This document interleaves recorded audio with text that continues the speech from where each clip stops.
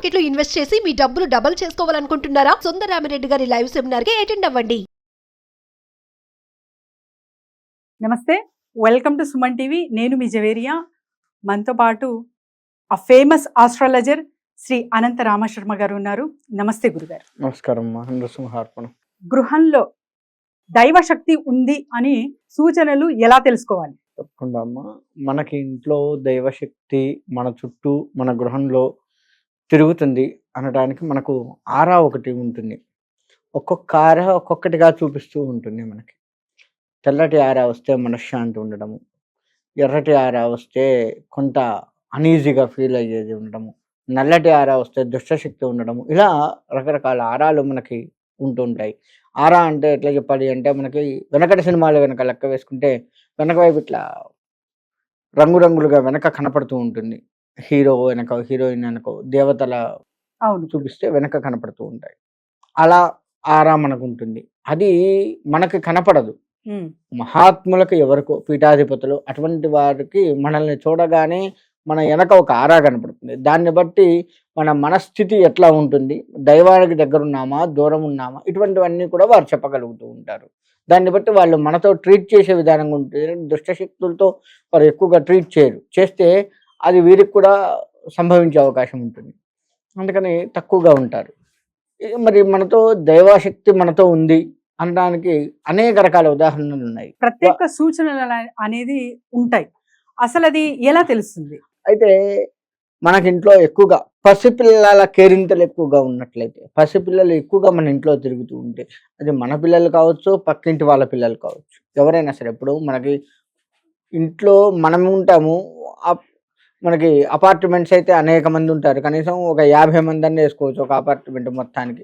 50 మందిలో పిల్లగాళ్ళు మన దగ్గరికి ఎక్కువ వస్తూ ఉండడము, లేదు మన పిల్లలతో వాళ్ళు కలిసి ఎక్కువగా ఆడుకోవడం, ఫస్ట్ పిల్లలు అయితే ఇంకా ఎక్కువగా రావడము, వారు మన ఇంట్లోనే ఎక్కువగా గడిపి మన ఇంట్లో నుంచి బయటికి వెళ్తే కొంత అనీజీగా ఫీల్ కావటం వాళ్ళు, ఇటువంటి కొన్ని కనపడుతూ ఉంటాయి. ఇంకా కొన్ని మన ఇంటికి ఎక్కువగా సుహాసినిలు రావడము, ముత్తైదువులు వాళ్ళు ఎక్కువగా మన ఇంట్లో ఉండడము, చేయడము, మనతో పాటుగా ఉండడము, మంచి మధురమైన విషయాలు మాట్లాడటం, మన ఇంట్లో ఎక్కువగా కూడాను దైవతాపరమైన విషయాలు మాట్లాడడము, ఇక భగవద్ ధ్యానం ఎక్కువగా చేస్తూ ఉండడము, ఇటువంటి ఎక్కువగా ఉన్నట్లయితే మన ఇంట్లో ఖచ్చితంగా దైవశక్తి మనతో పాటు మన ఇంట్లో ఉంటుంది అని చెప్పుకోవచ్చు. అంతేకాకుండా మన ఇంట్లోకి పీఠాధిపతులు వచ్చే సూచన, మన ఇంటి ముందు నుంచి వెళ్ళడము, లేదు మన ఇంటికి అనుకోకుండా రావడము, లేదు మనమే ఆ పీఠాధిపతుల దర్శనం పదే పదే దర్శించడము.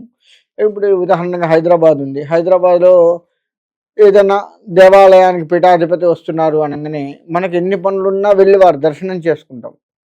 అటువంటి పీఠాధిపతుల దర్శనం చేస్తూ ఉన్నా మనం పదే పదే మన కుటుంబంలో వాళ్ళు కానీ మనం కానీ చేస్తూ ఉన్నా కానీ ఇది మనకి మన కుటుంబానికి కూడాను ఆ దైవశక్తి తోడుంది. అందుకే మనం పీఠాధిపతుల దర్శనం చేసుకోగలుగుతున్నాము. లేదు మన ఇంట్లో గురువులు ఎక్కువగా రావడము, గురు అనుగ్రహం, ఒక్క గురుడి అనుగ్రహం ఉంటే దేవతా అనుగ్రహం ఉంటుంది. గురుగ్రహం దేవతల యొక్క గురువు, అలా చెప్తూ ఉంటారు. కాబట్టి మనము ఆ గురువుల దర్శనం చేస్తూ ఉండడము, లేదు గురువులు అనుకోకుండా మన ఇంటికి రావడము, అలా చేస్తూ ఉన్నా సరే గురు దర్శనాలు ఎక్కువగా ఉంటే మాత్రం ఖచ్చితంగా ఇంట్లో దేవతా అనుగ్రహం ఉన్నట్టే లెక్క. గురువుల దర్శనం చేసుకున్నా, గురువు అనుగ్రహం మన మీద ఉన్నా, గురువు గారికి వారికి మనం పదే పదే కనపడటం చేయడము, మన కల్లో గురువు గారు కనపడ్డా సరే చివరికి మనం నిద్రపోతుంటాం. మధ్యాహ్నం నిద్రపోయే వాళ్ళు కొంతమంది ఉంటారు, వారి వారి యొక్క వృత్తిరీత్యా రాత్రిపూట మొత్తం వర్క్ చేసి ఉదయం పూట నిద్రపోతూ ఉంటారు కొంతమంది. అలా నిద్రపోతున్నా, లేదు రాత్రిపూట నిద్రిస్తున్నా గురువులు మనకు దర్శనమిస్తే ఖచ్చితంగా మన ఇంట్లో దేవతా అనుగ్రహం ఉంటే లెక్క. అలా అనేక రకాల సూచనలు ఉన్నాయి మనకి చెప్పాలి అండి. మన ఇంట్లో ఎక్కువగా శుచి శుభ్రతలు ఉంటే, కొంతమంది ఏం చేస్తూ ఉంటామంటే, మనము ఈ బూజులు కనపడుతూ ఉంటాయి, ఇప్పుడు కాదు వాయిదా వేస్తాం. అటు ఉన్న చోట కాకుండా ఎప్పుడు చూసినా ఆ ఇల్లు శుచి శుభ్రతలతో ఉండాలి. ఇలా ఉన్నట్లయితే మన ఇంట్లో ఎక్కువగా దేవతా దీపారాధనలు బాగా జరుగుతూ ఉన్నట్లయితే, దేవత యొక్క పారాయణాలు జరుగుతూ ఉన్నట్లయితే తప్పకుండా మన ఇంట్లో దేవతానుగ్రహం ఉంది అని చెప్పి చెప్పుకోవచ్చు. మరి అసలు ఇలాంటి సూచనలు చాలా తక్కువగా ఉన్నాయి. మనం చాలా సఫర్ అవుతూ ఉన్నాము. సో సుఖశాంతులు అనేవి తగ్గాయి మన గృహంలో అని అనిపిస్తూ ఉంటుంది చాలా మందికి. సో వీళ్ళకి ఎటువంటి రెమెడీ ఇస్తారు మీరు? దేవత అనుగ్రహం ఉన్న వారికైతే లేని వారికి ఇద్దరికి ఒకటే రెమెడీ చెప్పుకోవచ్చు. ఎట్లా అంటే దేవతానుగ్రహం ఎక్కువగా ఉన్నవారు ఇంట్లో ధూపం ఎక్కువగా వేస్తూ ఉండాలి. అంటే సాంబ్రాణి ఉమ్, ఇంట్లో ఎప్పుడు సాంబ్రాణి వేస్తూ ఉంటే ఆ దేవతానుగ్రహం ఎప్పుడు కూడా నిలిచి ఉంటుంది. ఎవరికి లేదు అనుకుందాం, ఉమ్, ఓకే, ఒకళ్ళ ఇంట్లో లేదు, ఉమ్. దేవతానుగ్రహం లేదు, వారు అయినా సరే ఇంటిని శుభ్రపరచుకొని చక్కగా ఇంట్లో ప్రతిరోజు కాస్త ధూపం వేస్తూ ఉంటే, సాంబ్రాణి బాగా వేస్తూ ఉన్నట్లయితే బాత్రూమ్తో సహా ఇక్కడ చూసుకుంటే ఉమ్. ఇంట్లో అంటే మనం ఎక్కువగా ఏం చేస్తూ ఉంటామంటే బాత్రూమ్ లో సామాన్ని, మన వంటగది, దేవుడి గది, హాలు, 2 బెడ్రూమ్లు ఇంతవరకే వేస్తాం. లేదంటే చుట్టూ బాల్కనీ అంటే బాల్కనీలో వేస్తాం. కాకుండా ఇవి మొత్తం కలిపి వేస్తూ మనకి ఎన్ని బాత్రూములు ఆ ఇంట్లో ఉన్నాయి, కొంతమందికి 2 బాత్రూమ్లు 3 బాత్రూమ్లు కూడా ఉంటాయి. ఆ వాళ్ళ ఇంటిని బట్టి కొంతమందికి ఒకటే ఉంటుంది. అలా ఎన్నున్నా సరే ఆ బాత్రూంలో కూడా సాంబ్రాణి వెళ్ళేటట్లుగా చూడండి, ఆ పొగ వెళ్ళేటట్టుగా చేయండి. అక్కడ కూడా కొంచెం వేయండి. వేస్తే నెగిటివ్ ఎనర్జీస్ అన్నీ కూడా పోతూ ఉంటాయి. ఇలా ప్రతిరోజు చేయాలి కొన్నాళ్ల పాటు. కనీసంగా 20 రోజులైనా చేయండి. 21వ రోజు తర్వాత కొంత మార్పులు మనలో కనబడుతూ ఉంటాయి. అందుకే ఎక్కువగా ధూపం వేస్తూ ఉండాలి. వేస్తుంటే నెగిటివ్ ఎనర్జీ పోతూ ఉంటుంది, మానసిక ప్రశాంతత కలుగుతూ ఉంటుంది. తద్వారా మనం దైవశక్తి మన ఇంట్లోకి వచ్చి చేసే ఆస్కారం ఉంటుంది. అస్సలు దైవశక్తి లేని వారు దీంతో పాటుగా దైవ దర్శనంగా బాగా చేసుకుంటూ ఉండాలి.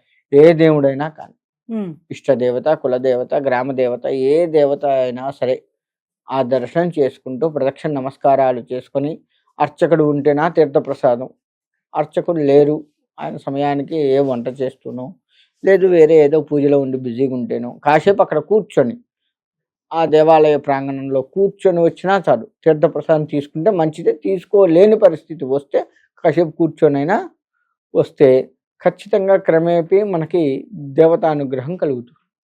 ఇందులో ఎటువంటి సందేహం లేదు. ఈ చిన్న రెమెడీని ఎవరు పాటించినా కానీ వారికి పక్క దేవతానుగ్రహం అలా నిలిచి ఉంటుంది ఆ ఇంట్లో. ధన్యవాదాలు. మంచిది.